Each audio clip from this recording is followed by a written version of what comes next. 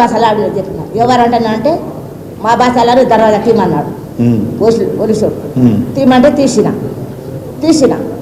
తీసినాక ఇక పిల్లానికి గుంజుకొని దొప్పుకొని పోయింది.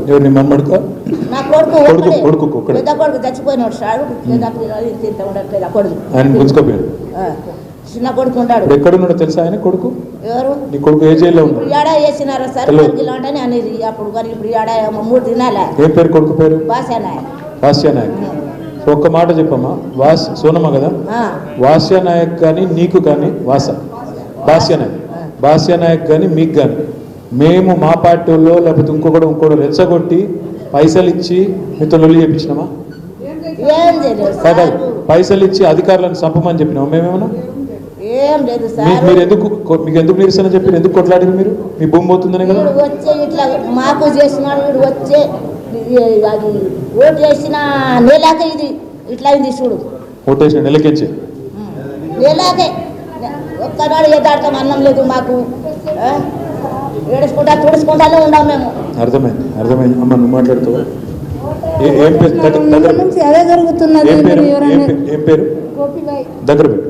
గోపిబాయ్ సార్. ఎంత పొలం ఉంది నీకు? 5 ఎకరాలు ఉన్నది. 5 ఎకరాలు. ఏ ఊరు? లగచర్ల. మీరు కూడా తాండాలు ఉంటారు? లగచర్ల తాండాలు. ఇక్కడికి వచ్చిన వాళ్ళంతా కూడా గిరిజనులు, అంతా కూడా ట్రైబల్స్. మీకు 5 ఎకరాల పొలం. 5 ఎకరాలు ఇప్పుడు ఎంత పోతుంది మరి? ఫార్మర్ ఎంత పోతుందంటే మాకు చెప్పిండ్రా సార్? చెప్పలేరు. చెప్తే మేము ఏమైనా చెప్తుంటే మాకు వచ్చి అసలు అడగలేదంటే ఏం చెప్తాం సార్ మేము? అసలు ఎవ్వరు ఏం చెప్పలేదు. అస్సలు చెప్పలేదు. రాయాలి, సంతకం పెట్టాలి, భూమి ఇచ్చేయాలి, అంతే. ఇక ఆయన మనసులో అట్లే ఉన్నదేమో సార్, రేవంత్ రెడ్డి సార్లో అట్లా ఉన్నదేమో. వీళ్ళకి అడగకుండా చెప్పకుండా నేను అంతా చేసుకుంటాను నేను మైండ్లో ఉన్నదేమో.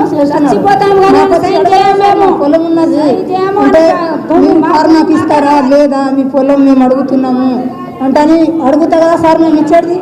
మాకు యాద అడగలేదు.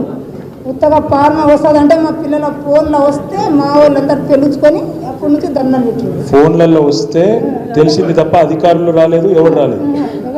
మీకు ఒకటి చెప్పు గోపి, ఒకటి చెప్పమ్మా, మీకు టీఆర్ఎస్ లో ఎవరైనా వచ్చి రెచ్చగొట్టి పైసలు ఇచ్చిరా? ఇక్కడ వీళ్ళందరూ ఉన్నారని భయపడకు, ఉన్నమాట చెప్పు. చెప్తాను సార్.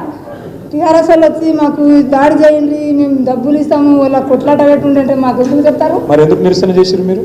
ఎందుకు కొట్లాడారు? కొట్లాడంటే ఆ భూమి కొరకు.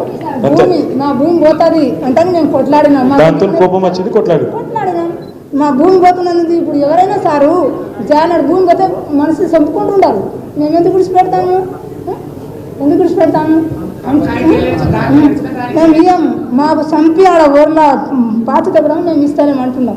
మాకు అదే మేమేమి ఇట్లా బతుకుతాం మేడం?